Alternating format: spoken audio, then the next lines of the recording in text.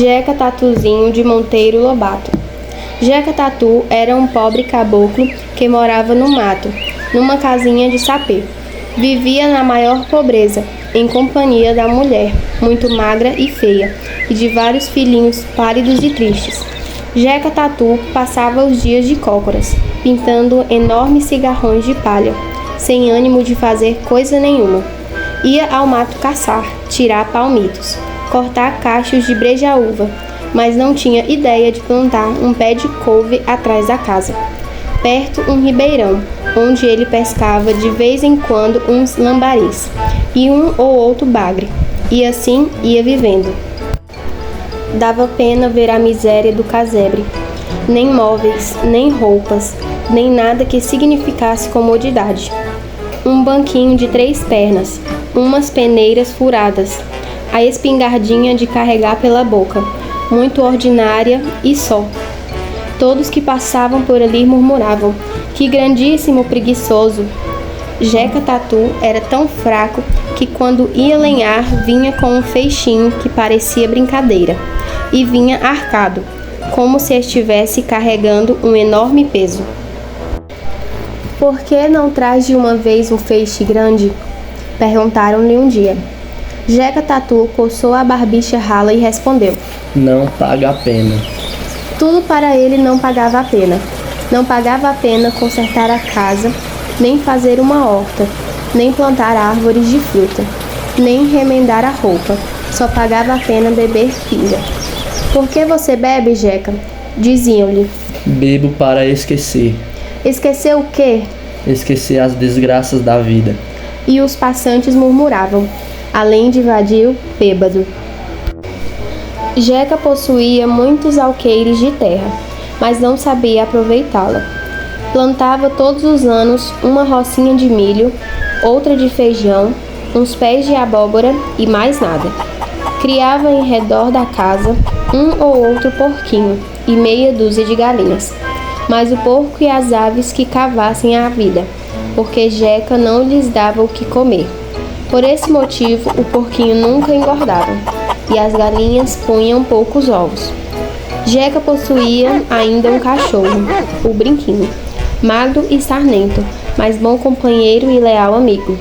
Brinquinho vivia cheio de berros no lombo e muito sofria com isso, pois apesar dos ganidos do cachorro, Jeca não se lembrava de lhe tirar os berros. Por quê? Desânimo, preguiça. As pessoas que viam aquilo franziam o nariz. Que criatura imprestável! Não serve nem para tirar berne de cachorro. Jeca só queria beber pinga e espichar-se ao sol, no terreiro. Ali ficava horas, com o cachorrinho rente, cochilando. A vida que rodasse, o mato que crescesse na roça, a casa que caísse. Jeca não queria saber de nada. Trabalhar não era com ele. Perto morava um italiano, já bastante arranjado, mas que ainda assim trabalhava o dia inteiro. Por que Jeca não fazia o mesmo? Quando lhe perguntavam isso, ele dizia: não paga a pena plantar, a formiga come tudo. Mas como é que o seu vizinho italiano não tem formiga no sítio? É que ele mata. E por que você não faz o mesmo? Jeca coçava a cabeça, cuspia por entre os dentes e vinha sempre com a mesma história. Guá, não paga a pena. Além de preguiçoso, bêbado. E além de bêbado, idiota. Era o que todos diziam. Um dia, um doutor portou lá por causa da chuva e espantou-se de tanta miséria. Vendo o caboclo tão amarelo e chucro, resolveu examiná-lo. Amigo Jeca, o que você tem é doença. Pode ser. Sinto uma canseira sem fim e dor de cabeça. E uma pontada no peito que responde na cacunda. Isso mesmo, você sofre de anquilostomiase. Anque o quê? Sofrer de amarelidão, entende? Uma doença que muitos confundem com a maleita. Essa tal maleita não é a sesão? Isso mesmo, maleita, sesão, febre palustre ou febre intermitente. Tudo é a mesma coisa, está entendendo? A sesão também produz anemia, moleza e esse desânimo do amarelão. Mas é diferente, conhece a maleita pelo arrepio, o calafrio que dá. pois é uma febre que vem sempre em horas certas e com muito suor. O que você tem é outra coisa, é amarelão. O doutor receitou-se um remédio adequado, depois disse: E trate de comprar um par de botinas e nunca mais me ande descalço. E nem beba pinga, tá ouvindo? Ouvi, sim, senhor. Pois é isso, rematou o doutor, tomando o chapéu. A chuva passou e vou-me embora. Faço o que mandei, que ficará forte, rijo, rico como italiano. Na semana que vem estou de volta. Até por lá, seu doutor. Jeca ficou cismado, não acreditava muito nas palavras da ciência, mas por fim resolveu comprar os remédios e também um par de botinas rigideiras. Nos primeiros dias foi um horror, ele andava pisando em ovos, mas acostumou-se afinal.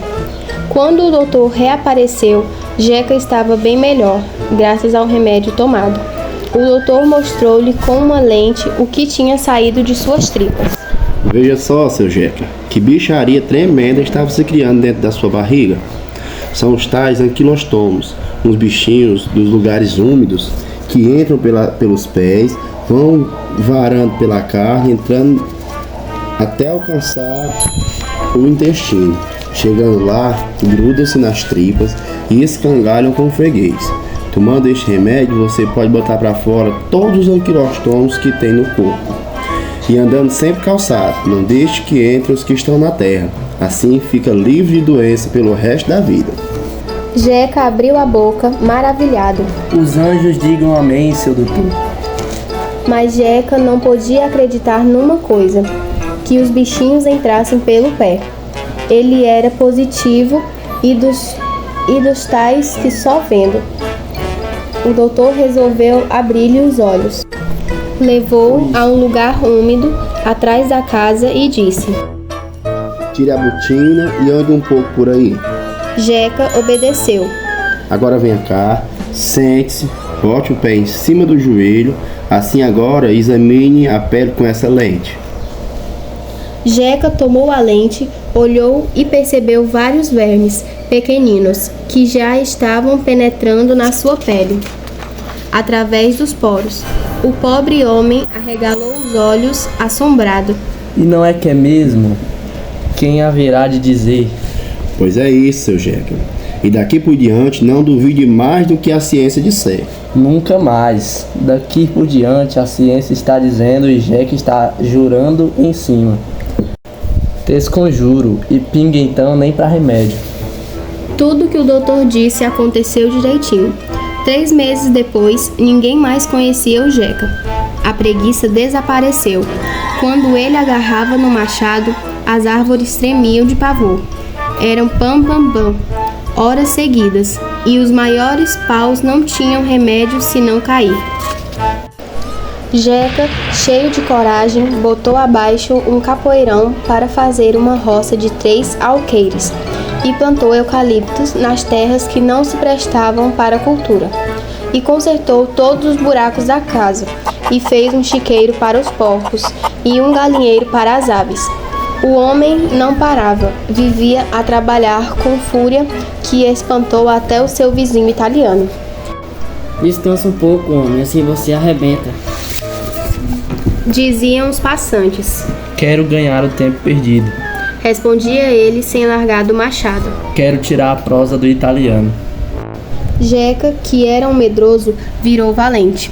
Não tinha mais medo de nada, nem de onça. Uma vez, ao entrar no mato, ouviu um miado estranho. Onça? Exclamou ele. É onça, e eu aqui sem nenhuma faca.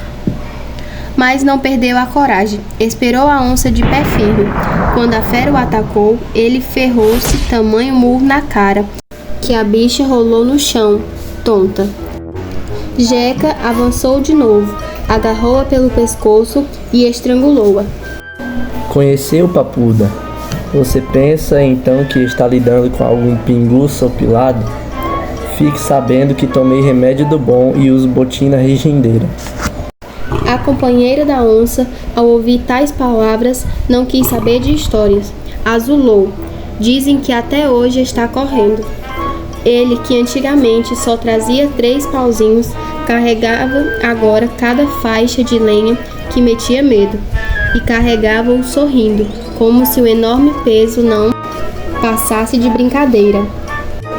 Amigo Jeca, você arrebenta, diziam-lhe. Onde se viu carregar tanto pau de uma vez? Já não sou aquele de dantes. Isto para mim agora é canja. Respondia o caboclo sorrindo. Quero mostrar a esta paulama quanto vale um homem que tomou remédio de minha ciência, que usa botina cantadeira e não bebe nenhum só martelinho de cachaça. O italiano via aquilo e coçava a cabeça. Se eu não tropicar direito, esse diabo me passa na frente, pebaco.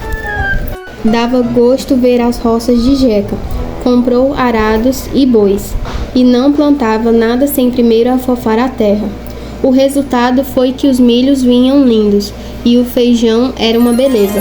O italiano abria a boca, admirado, e confessava nunca ter visto roças assim. E Jeca já não plantava rocinhas como antigamente, só queria saber de roças grandes, cada vez maiores, que fizessem inveja no bairro. E se alguém lhe perguntava: mas para que tanta roça, homem? Ele respondia: é que agora quero ficar rico, não me contento com trabalhar para viver. Quero cultivar todas as minhas terras e depois formar aqui uma enorme fazenda, e hei de ser até coronel. E ninguém duvidava mais. O italiano dizia: em forma mesmo, em viro mesmo, coronel pela Madonna. Por esse tempo, o doutor passou por lá e ficou admiradíssimo da transformação do seu doente. Esperará que ele sarasse, mas não contará com tal mudança. Jeca o recebeu de braços abertos e apresentou à mulher e aos seus filhos. Os meninos cresciam viçosos e viviam brincando contentes como passarinhos. E toda a gente ali andava calçada. O caboclo ficara com tanta fé no calçado que metera botinas até nos pés dos animais caseiros.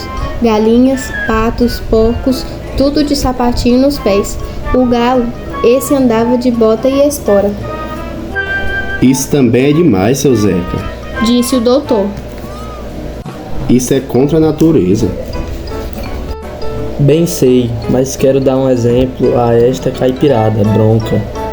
Eles aparecem por aqui e veem isso e não se esquecem mais da história. Em pouco tempo, os resultados foram maravilhosos.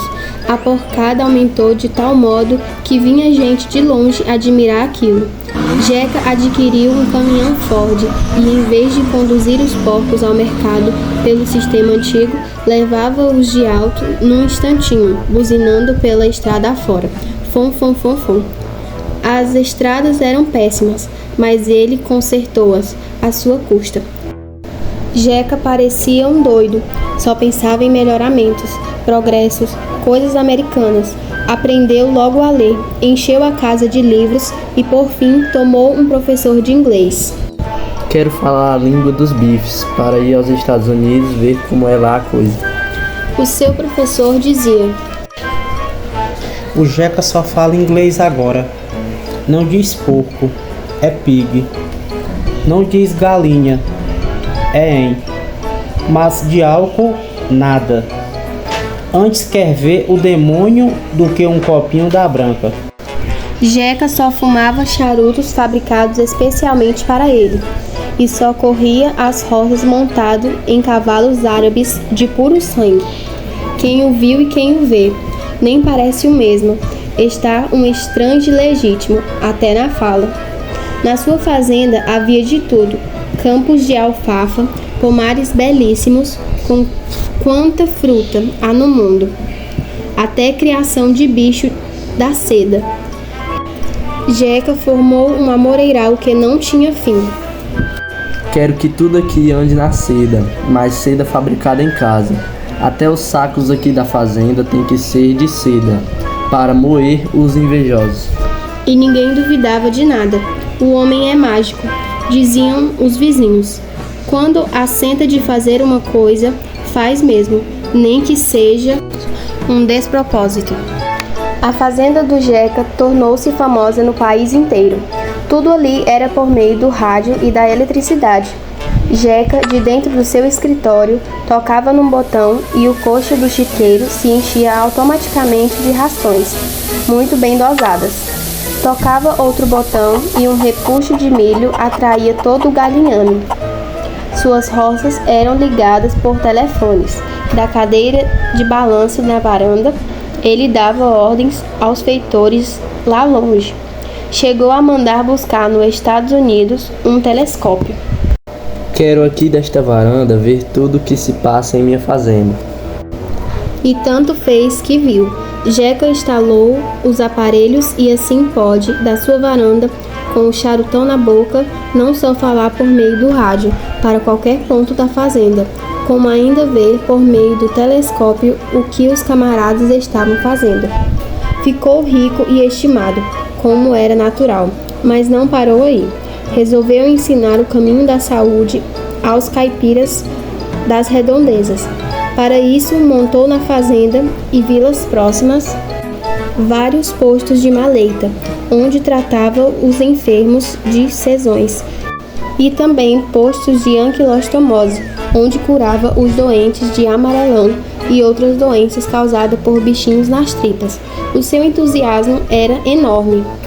Hei de empregar toda a minha fortuna nesta obra de saúde geral. Dizia ele. O meu patriotismo é este, minha divisa curar gente. Abaixo a bicharia que devora o brasileiro.